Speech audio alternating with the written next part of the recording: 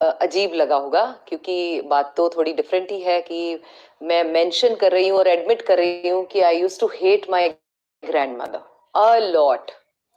कौन है जो अपने टीनेजर बच्चे को, 12-13 साल की लड़की को, कार्तिक के महीने में सुबह अर्ली मॉर्निंग उठाकर 3-4 बजे नहलाकर मंदिर ले जाकर उसे पूरा महीना कथा सुनने के लिए बोलता है?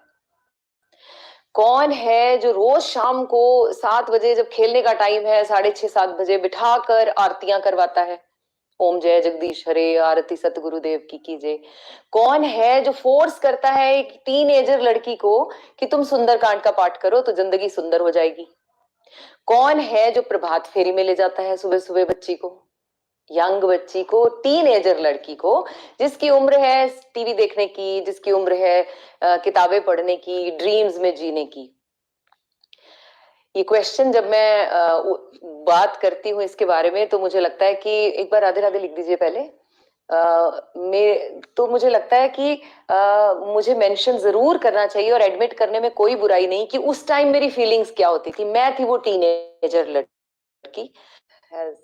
हाँ, कार्तिक की कथा के लिए ले जाती थी, मुझसे सुंदरकांड का पाठ कराया जाता था, इसीलिए आज वो सुंदरकांड मुझे कंठस्थ है। हनुमान चालीसा का जाप 108 बार टारगेट देना और उसे बिठाकर करवाना कराया जाता था।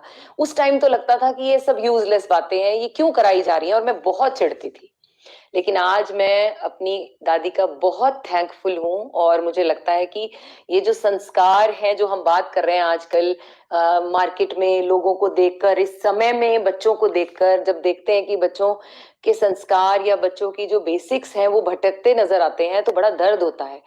तो फिर क्वेश्चन आता है मन में कि राइट एज है क्या? जैसे मैंने स्टार्ट किया टीनेजर लड़की को, तो हमें लगता है शायद टीनेजर लड़की का काम है कहानियां देखना, ड्रीम्स में जीना, पिक्चरें देखना, अपनी पढ़ाई पर फोकस करना, बस छोटे बच्चों को पाठ पूजा में इन्वॉल्व करने का तो मतलब ही नहीं है।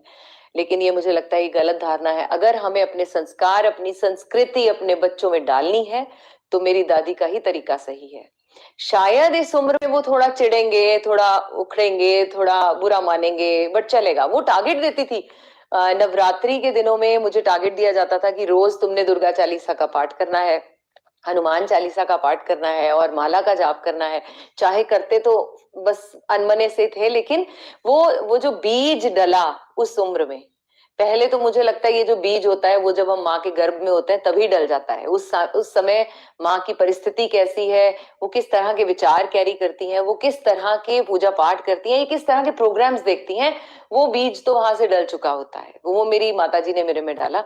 और उसके बाद जो परवरिश है, जो हर रोज की परवरिश है, जल, बहुत सारी दुनिया को तो शिव भगवान पर जो है, शिवलिंग पर जल चढ़ाना तक नहीं आता। तो ये चीजें हमने ही अपने बच्चों को आगे देनी है। तो मुझे लगता है ये बहुत इंपॉर्टेंट हो गया है इस बात को समझना। क्योंकि अब जो माता पिता क्रिप भी करते हैं, बहुत बार मेरे से मिलते हैं तो बोलते हैं कि बच्चे हमारी सुनते नहीं, संस्कार को फॉलो नहीं करते, बस सारा दिन बस टीवी और मोबाइल से बाहर नहीं निकलते, मंदिर नहीं जाना चाहते, सोशल नहीं होना चाहते, घर में कीर्तन हो तो उनका मुंह बन जाता है।